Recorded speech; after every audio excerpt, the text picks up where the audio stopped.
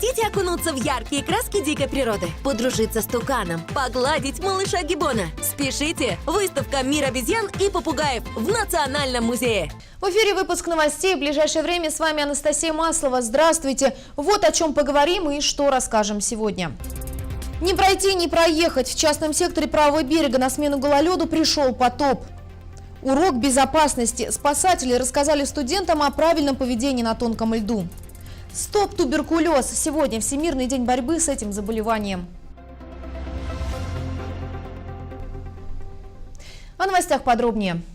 Возможность увеличения объемов субсидирования АПК региона из федерального бюджета. Эта тема стала главной на встрече главы Тувы Шалбана Караула с министром сельского хозяйства России Александром Ткачевым. Шалбан Караул рассказал министру о текущей ситуации в сельском хозяйстве Тувы. В 2016 году республика добилась неплохих результатов, даже с учетом последствий засухи предыдущего года, создавшей животноводам трудности в зимнем содержании скота. Тем не менее, фермерам поголовье скота удалось не только удержать на уровне предыдущих лет, но и увеличить. Положительные тенденции и в растениеводстве. Так, кормовых культур было убрано втрое больше урожая 2015 года, картофеля и овощей вдвое. За минувший год в республике существенно окрепла пищевая и перерабатывающая промышленность. Пожалуй, впервые за свою историю Тува с декабря 2016 года начала поставлять свое мясо за пределы внутреннего рынка в Москву. Вместе с тем, сообщил глава Тувы, наметились в сельском хозяйстве негативные тенденции, одной из причин которых он считает сокращение объемов инвестиций, особенно федеральных субсидий. По его мнению, последствия этого уже проявляются. Не только мелкие, но даже средние хозяйства начинают испытывать серьезные трудности и вынуждены снижать производство. Республике необходима дополнительная поддержка, в чем рассчитывает на содействие министра. Вот как Шалбан Караул прокомментировал встречу с министром социальной сети. Цитата. «Ткачев умеет слышать губернаторов, поскольку сам из них, когда Туву этой зимой завалило снегом, он без лишней бюрократии помог оперативно получить из федерального резерва фураж для чабанов Байтайги и Бронхемчика, которые пострадали больше других. Надеюсь на его помощь и в этот раз». Конец цитаты.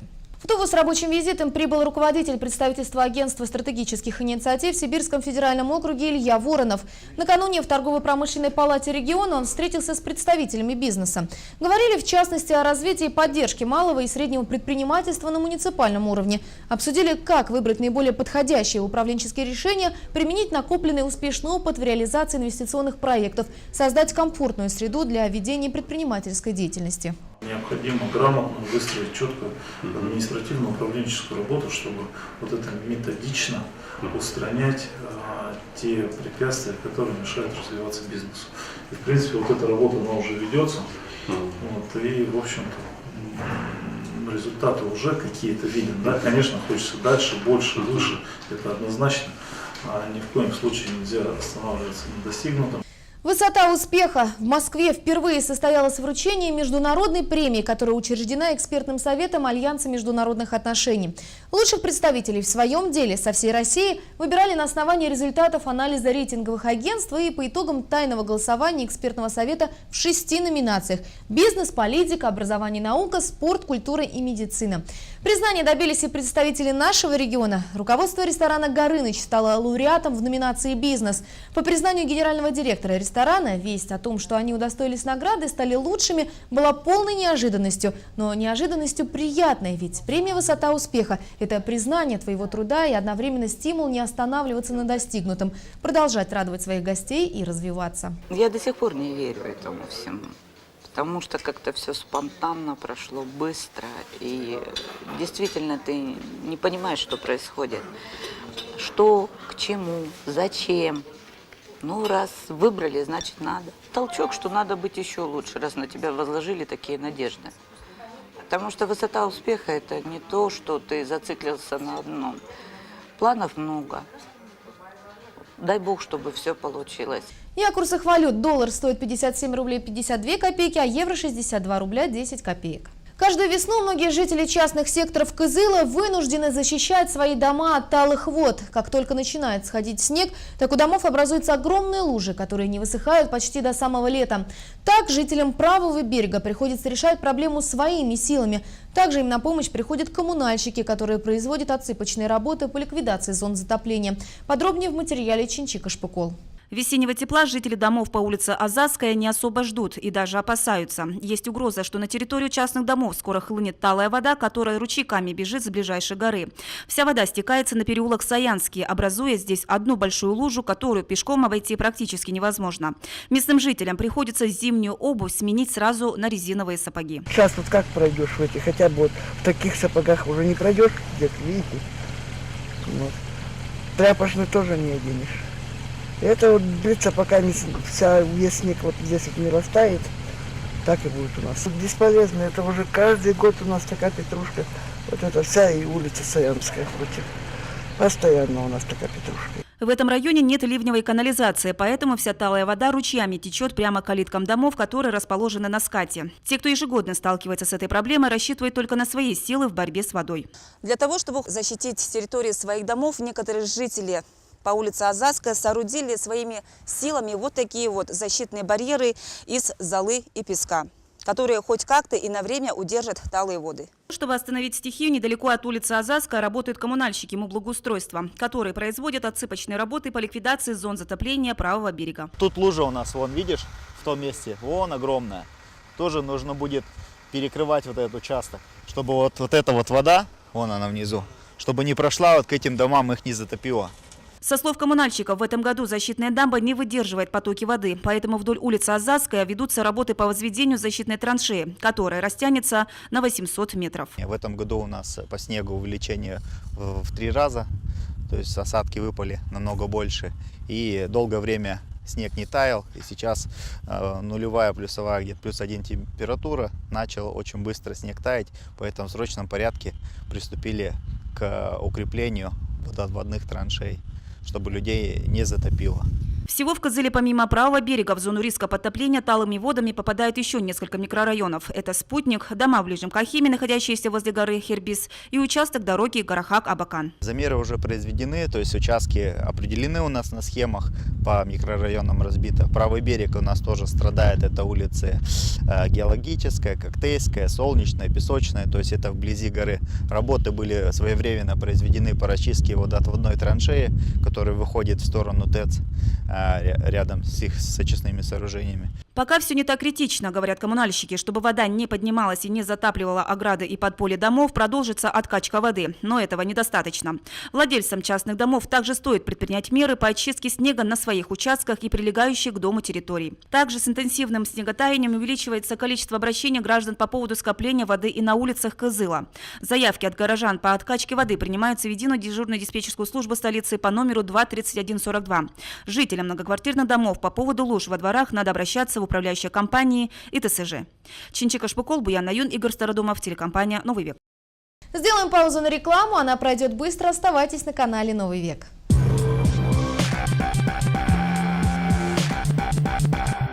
Новый магазин «Замок» на Аюна-Курседи 103. Защити свой дом и все, что в нем. Здесь вы найдете замок к любой двери. Замки Аюна-Курседи 103. Компания «Дверной арсенал» предлагает сторожевые двери «Бульдорс». Отличная защита вашего дома по доступной цене. Кызыл, Аюна-Курседи 54.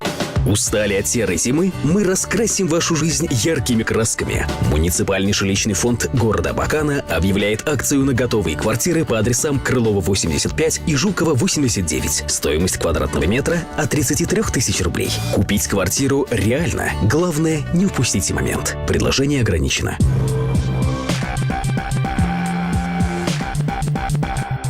Это новости, мы продолжаем. Стоп туберкулез. Сегодня Всемирный день борьбы с этим заболеванием. В Туве ситуация по заболеваемости туберкулезом остается сложной. В прошлом году в республике зарегистрировано более 500 случаев заболевания. Высокий уровень регистрируется в Улукхемском, Брунхемчикском, Тоджинском, Кызылском и Чахольском районах. По случаю дня борьбы с этим заболеванием в Кызыле на площади Арбата сегодня работал передвижной флюорограф. Каждый желающий смог пройти обследование прямо в центре столицы. Проходить обследование очень важно, говорят медики, ведь чем раньше выявить болезнь, тем легче с ней бороться. Методом профилактических осмотров в прошлом году выявлено 234 случая заболевания. Кроме того, те, кто приводил на обследование с собой сегодня 3 человек, получал сувенир. Также на площади сотрудники противотуберкулезного диспансера организовали флешмоб, так что у всех, кто оказался в это время на площади Арбата, была возможность не только пройти обследование, но и весело провести время.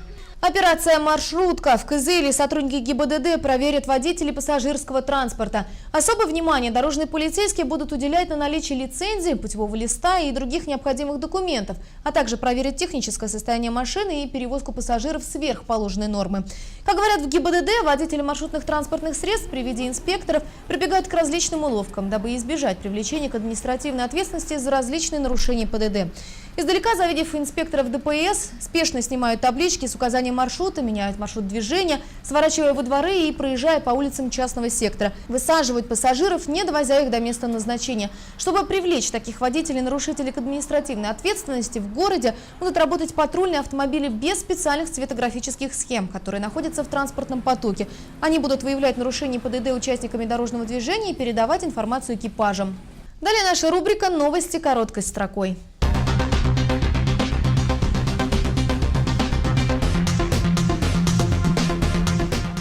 Весенние каникулы в школах Тувы продлятся с 25 марта по 2 апреля. Руководителям общеобразовательных организаций было поручено разработать план мероприятий на все время каникул в целях профилактики безнадзорности и предотвращения правонарушений среди обучающихся. Особое внимание необходимо уделить учащимся из числа детей, находящихся в трудной жизненной ситуации. Совет Федерации одобрил закон о натуральных выплатах по ОСАГО, сообщает ТАСС. Согласно документу, выплата по ОСАГО автовладельцам физлицам по умолчанию будет осуществляться в виде ремонта машины. Деньги можно будет получить в случае полной гибели автомобиля, а также при гибели потерпевшего или причинении серьезного вреда здоровью. Еще одним поводом для получения денежной компенсации станет превышение стоимости ремонта над лимитом возмещения по ОСАГО, составляющим 400 тысяч рублей. Молодые профессионалы Тувы принимают участие в отборочных соревнованиях финала 5-го национального чемпионата «Молодые профессионалы». Нашу республику представляют 5 победителей 3-го регионального открытого чемпионата по 5 компетенциям из разных учреждений высшего и среднего образования. По данным опроса Всероссийского центра изучения общественного мнения, около 70% россиян заявили, что готовы прийти на президентские выборы в марте следующего года. Как выяснили социологи, 52,5% опрошенных заявили, что точно примут участие в выборах. Среди тех, кто не собирается принимать участие в голосовании, треть опрошенных заявили, что не видят в выборах смысла, все и так решено. 21% затруднились дать ответ, 18% россиян сказали, что им это не интересно, а 8% не верят в честность выборов. 25 марта на станции «Тайга» состоится лыжный марафон Республики Тыва «Возрождение», посвященный столетию Великой Октябрьской революции 1917 года. Организаторы соревнований приглашают любителей и спортсменов со всей республики принять участие в гонках на 20, 30 и 50 километров. Также организаторы напоминают, что все участники забега должны быть застрахованы. Ежегодно в России на воде гибнут около 20 тысяч человек. Происходит это в разное время года и по различным причинам.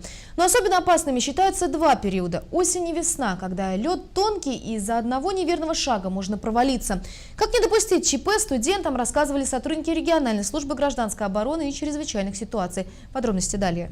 С наступлением весны и началом таяния льда повышается риск чрезвычайных ситуаций на водоемах. Ежегодно в это время в России на воде гибнет в среднем 100-150 человек. Как не пополнить печальную статистику? Сотрудники гражданской обороны и чрезвычайных ситуаций республики рассказали студентам. Мы провели 16 лекций по этой теме. Это 5 тем в школах, которые находятся рядом с берегом. И 11 лекций мы проводим в СУЗах и вузах республики. Если все же выйти на тонкий лед пришлось, соблюдайте простые правила, говорят спасатели. Прочность белого цвета льда в 2 раза хуже, чем у голубого льда. Тут специально вот эта картина выставлена для того, чтобы вы понимали, да, что там ребенок стоит, он стоит нормально на этом ледовом покрытии только потому, что у него вес там составляет около 20, там, не более 25 килограмм. А взрослый человек, вот я, допустим, да, 70-80 килограмм вешаю. Если я на лед белого цвета встану, возможно, я провалюсь под лед, потому что там прочность в 2 раза хуже. Несмотря на то, что сотрудники гражданской обороны и чрезвычайных ситуаций ежегодно проводят профилактические беседы, многие пренебрегают мерами предосторожности и забывают о том, что весенний лед очень коварен. Ну и давайте рассмотрим ситуацию, что надо делать, если человек провалился под лед. Самое первое, что вы делаете, это называется спасатели или скорую помощь. По словам самих же студентов, подобные лекции важны. Лекция по правилам поведения на тонком льду была, в принципе, очень интересной, полезной, как для практической части наших занятий. Плюс ко всему у нас такая республика, у нас еще очень бурная река есть Енисей, в которых, как нам сказали, 5 переправ, и объяснили о том, что как бы надо переходить только по 5 переправам. За одну лекцию студенты узнали, какой лед считается безопасным и как это определить визуально. Как правильно ходить по льду, что делать, если вы сами или кто-то другой провалился в прорубь. Спасатели надеются, что в экстренной ситуации эти знания обязательно помогут. Анастасия Маслова, Чинчи Самбуга, Буян Аюн, телекомпания «Новый век». И о погоде на ближайшие сутки. Завтра будет солнечно, температура воздуха ночью -9, -11, днем -2, +4. Ветер 1-2 метра в секунду, атмосферное давление 719 миллиметров ртутного столба.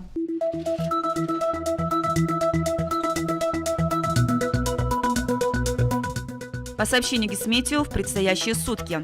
В Туране погода ясная, без осадков. Температура воздуха утром -10 градусов, днем -2, -7. В Родане ясно, без осадков. Температура воздуха утром -10 градусов, днем -3, -8. На Полке погода ясная, без осадков. Ветра нет. Температура воздуха утром -13 градусов, днем 0, -5. В Танзибе ясно, без осадков. Температура воздуха утром -15 градусов, днем -3, +2. По всей трассе проводятся дорожные работы. Проезд удовлетворительный.